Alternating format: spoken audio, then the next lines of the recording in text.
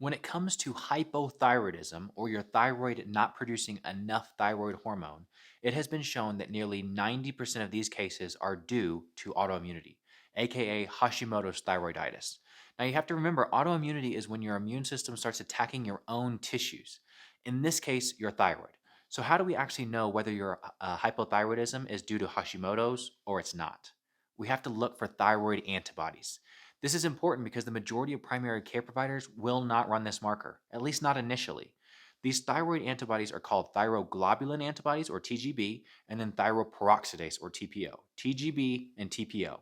Why it's important to measure antibodies is because, according to this article, the development of antibodies can precede clinical manifestation by 7 years.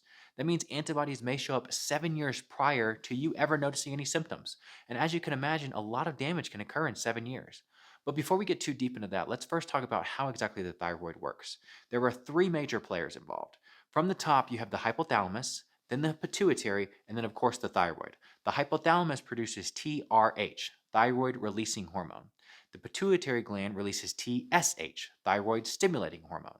And then lastly, the thyroid gland obviously produces thyroid hormone, which is T3 and T4. And this whole thing works off of a feedback loop. What I mean by that is if the thyroid starts producing less thyroid hormone, that will signal back to the top, to the hypothalamus, to say, hey, we need more thyroid hormone. Can you pass that signal along to the pituitary gland?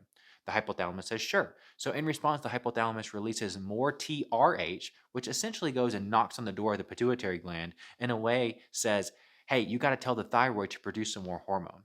The pituitary says, sure. So he releases more TSH. And when that reaches the thyroid, it will make the thyroid release more hormone, T3 and T4.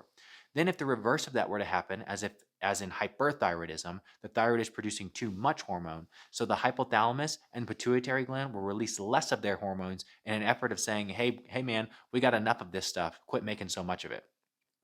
Think about it kind of like talking to someone. If I were to scream at you, I'll probably get your attention, but if I whisper, I might not. When the hypothalamus and the pituitary gland release more of their hormones, TRH and TSH, they're essentially screaming at the thyroid to produce more T3 and more T4. And since this is built up of a feedback loop, lots of providers will only run that TSH marker when looking at a patient's lab work, because at least in theory, if that number is really high, that means your thyroid is not producing enough T3 and T4. And if that number is really low, that means that your thyroid is working overtime, pumping out too much T3 and T4.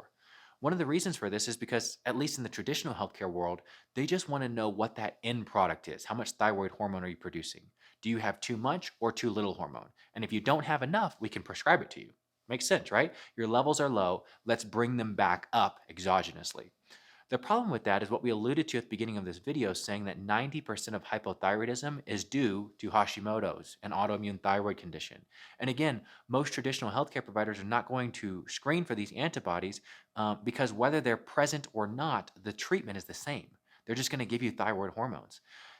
I think we can do much better than this. Remember, on average, it takes 7 years for a patient after they developed thyroid antibodies for them to have any TSH abnormalities.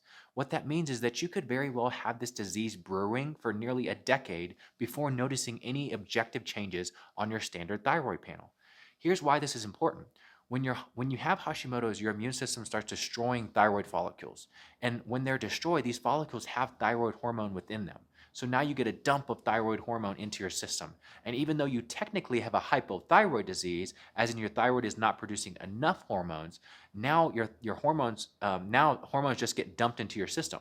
Do you see how that could lead to some false readings? Remember, most providers are only going to run a TSH. So if your thyroid is producing low levels of thyroid hormone, but then a follicle bursts and increases that supply back to normal levels, your TSH levels will never be out of range and you never get diagnosed with a thyroid disease. At least not until you've killed off enough of that thyroid that you no longer have any follicles that can burst and dump thyroid hormones into your system.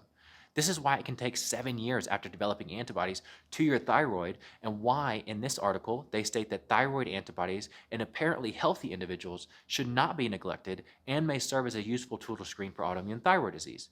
If you're experiencing any of the typical thyroid symptoms like fatigue, trouble with your weight, bowel movement issues, trouble regulating your temperature, maybe you just want to screen for autoimmune thyroid disease so you can be on top of things, tell your doctor to run a thyroid antibody screen or give us a call. We'd be more than happy to help.